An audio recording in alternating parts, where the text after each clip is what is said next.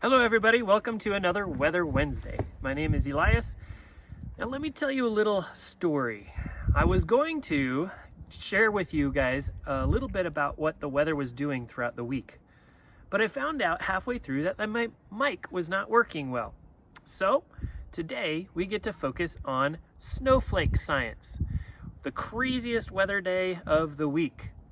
A little background is earlier this week we were experiencing warm, sunny days, about 70 degrees, and then just yesterday we had a big change in the weather. Now this change was preceded by a lot of wind, and the barometer showed me that a low pressure system was coming in.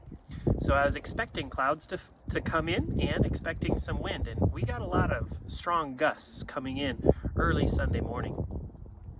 Now that indicated that the weather was changing, and boy did it change. Today's high temperature is about 28 degrees with an expected low of about 14 degrees. It's pretty big change from earlier this week. So what I want to do today is share with you guys a little bit about snowflake science, okay? So a little bit about snow and ice and what we see going on here. First, let's take a look at what we have today. We have about, let's take a tape measure here. We have about 4 inches of snow that have come down. Now, all snow is not the same. Some snowflakes are, they have a lot of branches to them. These are called dendrites. Some snowflakes are mostly very spiky, like columns. Some snowflakes are very flat, called plates. And so we're going to take a closer look at these snowflakes. Snowflakes themselves can either be one snowflake or a group of several snowflakes. And as we're catching these, you can see that they have a lot of dendrites on them, which means that they won't pack very tightly together. Today's snow is very light and fluffy. This having a lot of dendrites means that the humidity or the moisture in the air is very high, and the air is quite cold, allowing these dendrites to form as the snowflakes are falling from the sky. So no matter what kind of snowflake that you guys have, they're all going to be six-sided. Why are snowflakes six-sided? Well, it has everything to do with the shape of a water molecule. A water molecule is one oxygen molecule and two hydrogen molecules, and the way that they connect together is at a sharp angle of about 106 degrees, and this angle helps to create a hexagonal structure when they combine together and freeze. Now the shape of those snowflakes, whether they're going to be snowflakes with long spindly arms, or whether they're going to be sharp spiky things, those snowflakes tell you what the humidity and what the temperature is in the air.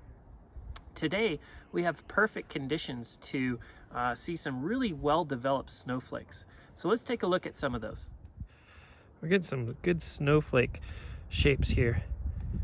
Beautiful snowflakes today.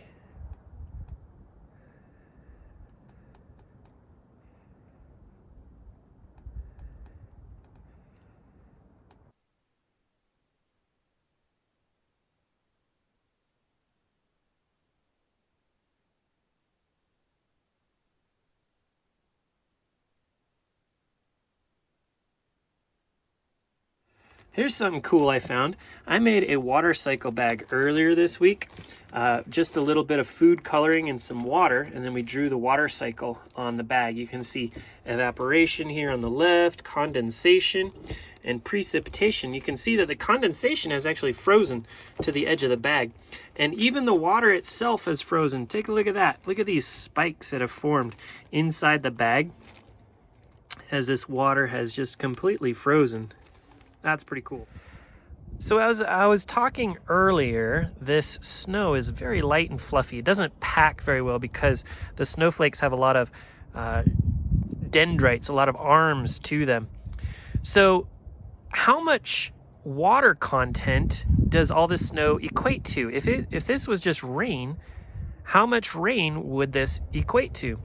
So what I did is I took a jar, this little bottle here, this glass jar, and I stuck it straight down, upside down in the snow to capture all of the snow in just the area that would fit inside the jar. Then I melted it, and look, and you can see that's about how much rainfall that this snow would equate to. So we've gotten quite a bit of precipitation from this snowfall this today. Who needs science on a sphere when we got a snow globe around us today? Look at all this snow coming down. And some very beautiful snowflakes. So thank you for joining me on this cold and snowy weather Wednesday. If you'd like to support the Space Foundation, go to spacefoundation.org/donate. We look forward to hearing from you in the comments and on social media. Until next time, stay warm.